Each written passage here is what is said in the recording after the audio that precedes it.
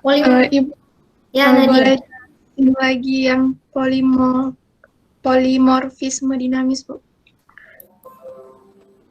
Polimorfisme dinamis. Dinamis. Ini ya, apa yang ingin ditanyakan? Dijelaskan ulang atau gimana? Iya, Bu, jelaskan dong. Masih kurang paham. Oke, nah polimorfisme dinamis. Jadi polimorfisme sesuai dengan maknanya ya itu adalah banyak bentuk ya. Jadi poli banyak, morfos dari kata bahasa apa ya, bahasa Latin sepertinya morfos itu bentuk, jadi banyak bentuk. Nah, maknanya di sini kemampuan sesuatu lah ya, kemampuan sesuatu untuk menghandle banyak bentuk sekaligus. Jadi ada yang statis ini maknanya sudah tetap, sehingga karena udah tetap, dia waktu kita compile itu akan langsung dicek. Nah, contoh polimorfisme statis ini udah kita pelajari sebelumnya, yaitu pada metode overloading. Nah, sedangkan polimorfisme dinamis itu hanya berlaku jika ada relasi inheritance. Ya, jadi kalau tidak ada relasi inheritance, maka polimorfisme ini tidak bisa dilakukan. Jadi memang syaratnya itu ada relasi inheritance, ya. Jadi memang antara inheritance sama polimorfisme ini terkait erat, sangat terkait. Polimorfisme tidak akan ada jika tidak ada inheritance-nya. Nah, pada polimorfisme dinamis, ya, polimorfisme dinamis ini maknanya kita ingin menyimpan, ya. Jadi ada dua jenis sebetulnya, bisa berupa atribut atau variabel ya di sini. Bisa berupa atribut, jadi ada satu atribut bisa menyimpan banyak hal sekaligus, ataupun bisa berupa metode, di mana metode yang sama itu kita gunakan, tapi secara otomatis metode yang dipakai itu beda-beda. Nah, bedanya ya tergantung dengan objek yang disimpan pada saat ini. Ya, itu makna daripada polimorfisme dinamis. Nah, contoh misalnya di sini pada kelas circle, kemudian ada subkelasnya silinder, ya. Jadi ada contoh di sini circle C1 sama dengan new circle. Nah, jadi ini kan biasa. Nah, C1 itu menyimpan objek circle. Oke, nggak ada masalah. Nah, kemudian kita cetak C1.getArea. Maknanya apa? Get area yang dipanggil adalah get area kepunyaan dari C1. C1 saat ini, ya, C1 saat ini menyimpan objek circle. Sehingga get area yang digunakan itu adalah get area kepunyaan dari circle, ya, yang mana yang ini. Nah, kemudian C1. Nah, C1 istilahnya kita mereuse variabel ya. Jadi kita nggak buat satu variabel baru, tapi kita menggunakan variabel C1 yang sama, karena istilahnya anggaplah C1 ini nggak kita pakai lagi, tapi sekarang kita gunakan untuk menyimpan objek dari silinder, ya, objek dari silinder. Nah, di sini terjadi proses yang namanya upcasting, ya, upcasting, di mana objek subkelas kita simpan pada superkelasnya. C1 kan tipe datanya adalah circle. Circle itu adalah superkelas. Nah, jadi subkelas kita simpan pada superkelas. Nah, di sini dia terjadi proses polimorfisme, di mana variabelnya kan sama di sini ya, C1. Nah, tapi C1 tadi bisa nyimpan circle. Sekarang C1 sudah menyimpan silinder, objek dari silinder. Ya, jadi di sini terjadi proses polimorfisme variabel. Nah, kemudian kita panggil C1.getArea. Nah, get areanya di sini akan ditentukan oleh C1. Nah, C1 sekarang objek yang disimpan apa? oh ternyata C1 yang sekarang objek yang disimpan adalah silinder, ya silinder. Maknanya yang circle tadi udah kita buang, udah nggak ada lagi rujukannya. Sekarang objek yang disimpan itu adalah silinder. Nah, sehingga C1.getArea, getArea yang dipanggil itu adalah getArea kepunyaan dari silinder, yaitu yang ini. Ya, getArea yang ini. Nah, itu makna daripada polimorfisme dinamis. Jadi di sini ya, di sini pemanfaatan polimorfisme atribut atau polimorfisme variabel. Sebetulnya atribut lebih cocok polimorfisme variabel ya. Kenapa tertulis atribut di sini? Apa sama aja. Polimorfisme variabel sebetulnya. Nah, yang satu lagi pada metode getArea itu adalah polimorfisme metode. Jadi metode yang mana yang akan digunakan itu bergantung kepada objek yang memanggil. Kalau objek yang memanggil adalah circle, maka getArea yang dipakai kepunyaan si circle. Tapi kalau objek yang memanggil itu adalah silinder, maka getArea yang dipanggil itu adalah getArea kepunyaan silinder, ya. Nah, mungkin bisa lebih jelasnya di sini. Ya, di sini ini ada punya tadi kelas pertama tadi. Ini saya copy ulang lah ya, saya duplikat. Oke. Nah, jadi kan proses alurnya itu, contoh ya, ini ada contoh, ada relasi inheritance vehicle, di bawahnya ada subkelas motorbike, ada car, ada bicycle. Ya, jadi vehicle itu kendaraan secara umum. Waktu kita lihat kendaraan, oh ternyata kendaraannya beda-beda, ya rodanya beda, misalnya ada yang ada mesin, ada yang nggak ada mesin. Oh kita bedakanlah menjadi ada kelas motorbike, car, dan bicycle. Nah, motorbike, car, dan bicycle ini juga secara otomatis dia adalah vehicle. Ya, dia adalah vehicle. Jadi maknanya bisa kita katakan motorbike is a vehicle, car is a vehicle juga, bicycle is a vehicle. Jadi apapun yang ada pada vehicle itu akan diturunkan kepada subkelasnya. Ya, akan diturunkan kepada subkelasnya. Itu kan relasi inheritance. Namun subkelas boleh memiliki sifat yang lebih khusus, yang tersendiri. Nah, jadi di mana pemanfaatan dari polimorfismenya?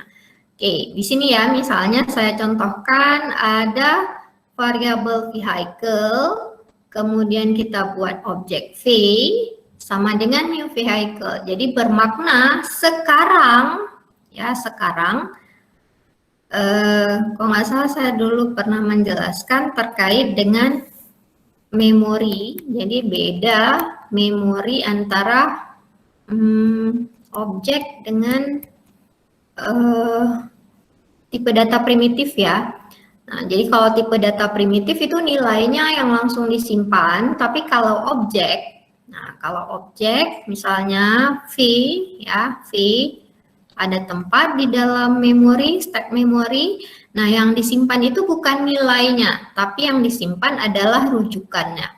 Vehicle V sama dengan new vehicle. Maknanya di dalam heap memory ya, itu ada objek vehicle. Ada objek vehicle di sini. Ya, data objek tadi ada tersimpan pada heap memory. Maknanya V itu akan merujuk ke objek vehicle ini. Jadi gambarannya di dalam memori seperti itu. Kemudian v.move. Nah, v.move ini maknanya V, objek sekarang kan objek vehicle. Berarti move yang mana yang akan dipanggil? Move kepunyaan si vehicle. Ya, seperti itu. Nah, Kemudian kita tambahkan lagi codingnya. Nah, kita mau mereuse nih istilahnya. Jadi kita nggak membuat satu variabel yang lain, tapi kita gunakan variabel yang sama V. Nah, misalnya sekarang saya simpan objek motorbike, objek bicycle aja misalnya. Baik. Nah, objek motorbike seperti ini. Kan? Nah, maknanya sekarang new motorbike berarti di dalam memori sudah ada, ya, di dalam memori sudah ada objek motorbike. Nah, di mana objek motorbike-nya ini kita simpan di V. Nah, bagaimana dengan vehicle yang tadi? Nggak ada lagi, ya, rujukannya nggak ada, udah hilang. Nah, sehingga V yang tersimpan sekarang itu rujukan ke objek motorbike. Jadi V yang tersimpan adalah objek motorbike, ya. New motorbike, kan new motorbike berarti dia menciptakan objek motorbike. Disimpan di mana? Disimpan di V. Nah, sehingga kalau kita gunakan metode move, ya, v.move seperti ini, maka move yang mana yang akan digunakan? Move kepunyaan dari motorbike. Kenapa move kepunyaan motorbike? Ya, sekarang objek sekarang yang disimpan di V itu adalah objek dari motorbike. Nah, disinilah dia terjadi proses polimorfisme. Kalau di sini tadi, nah ini tadi, ya, dan ini itu adalah polimorfisme variabel. Satu variabel itu bisa menyimpan bermacam-macam objek dengan syarat ada relasi inheritance. Nah, kemudian satu metode yang sama, move ini, ya, ternyata itu beda-beda. Nah, kenapa beda-beda? Karena move yang dipanggil itu akan tergantung kepada move dari objek V yang tersimpan. Pada saat pertama, objek V yang tersimpan itu adalah objek vehicle, sehingga v.move-nya v.move kepunyaan vehicle. Kemudian yang kedua, v.move lagi. Nah, bagaimana dengan vehicle yang tadi? Udah nggak ada lagi. Kenapa nggak ada lagi? Karena sudah kita simpan V yang baru itu adalah new motorbike. Sehingga v.move itu adalah move kepunyaan dari motorbike. Ya, seperti itu polimorfismenya. Sudah bisa dipahami itu, Nadia, ya, tadi, ya? Bisa?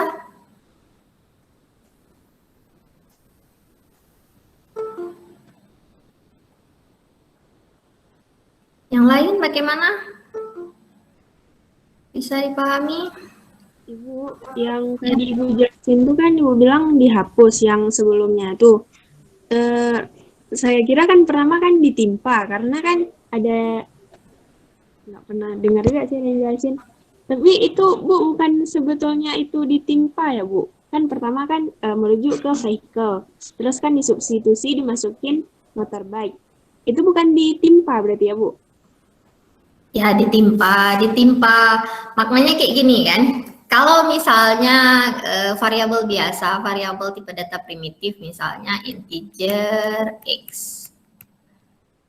Nah, awalnya integer x-nya itu kita isi nilainya x sama dengan 3, berarti ada nilai 3. Ya kan? Nah, kemudian x sama dengan 5, maknanya nilai 3 tadi kan, ya betul juga ditimpa, tapi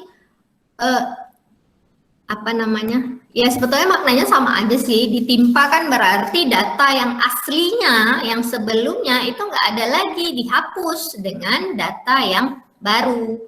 Jadi penggunaan katanya hapus atau ditimpa kayaknya mirip ya, kayaknya nggak jauh beda.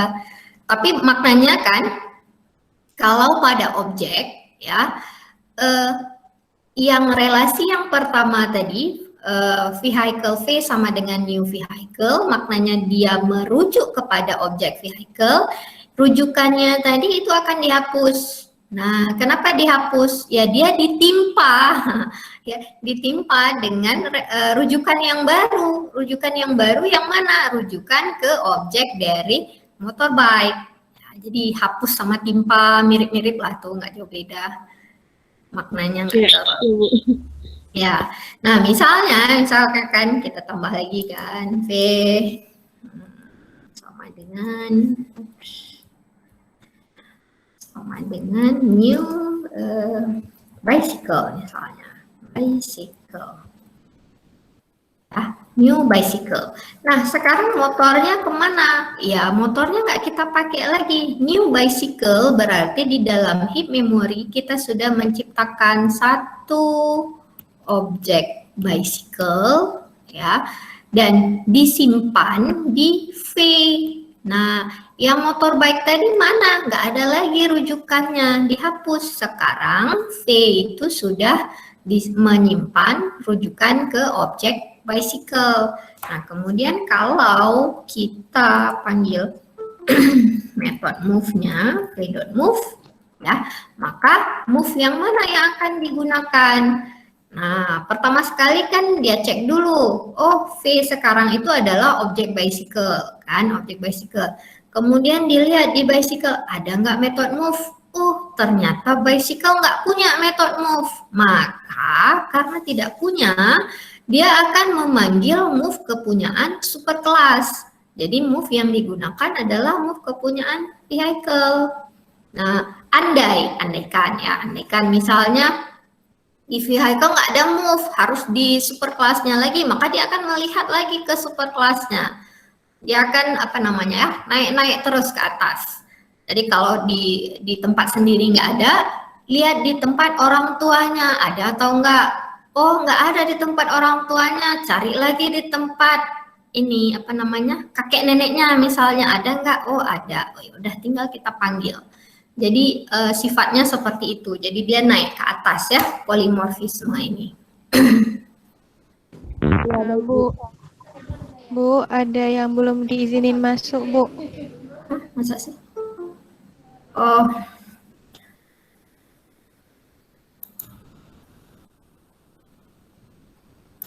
Sebetulnya ini udah saya set otomatis, cuman kalau saya buka window yang lain jadi nggak bisa otomatis masuk. Udah semua. Oke, ada lagi pertanyaan berikutnya?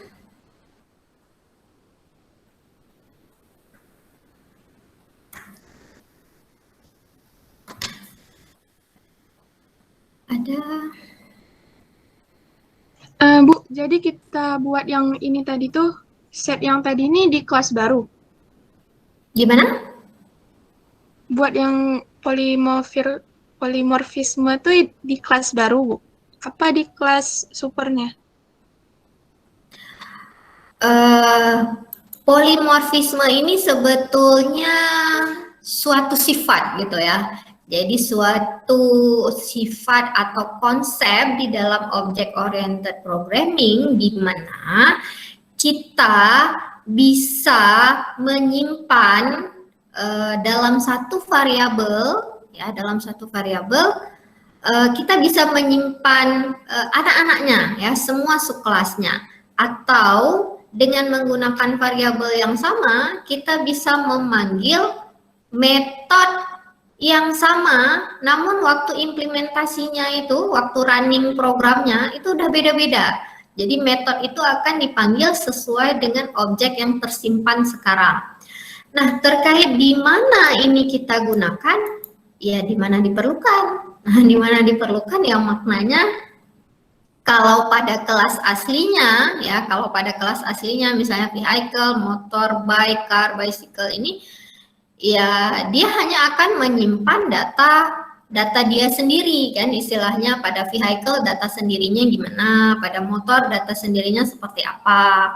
Nah, biasanya implementasinya itu akan nampak pada kelas lain ya, kelas lain apakah kelas tester atau apalah kita namakan, kelas lain yang menggunakan kelas ini. Nah, jadi istilahnya coding ini ya, coding vehicle dan seterusnya ini itu letaknya di dalam kelas lain yang menggunakan kelas vehicle, yang menggunakan kelas motorbike, yang menggunakan kelas car, yang menggunakan kelas bicycle, ya seperti itu. Jadi apa namanya ya, sedangkan kelas vehicle, motor, car, bicycle, racing car, tricycle-nya ini sendiri apa isinya? Ya isinya sesuai dengan apa yang dia miliki gitu. Sedangkan implementasi polimorfisnya ini sendiri akan nampak ya, akan tampak pada kelas lain yang menggunakan kelas yang udah kita buat tadi ya. Jadi sifatnya, jadi polimorfisme ini seperti sifat ya, seperti apa namanya ya, implementasinya. Nah, implementasinya seperti apa? Baik, terima kasih, Bu. Ya.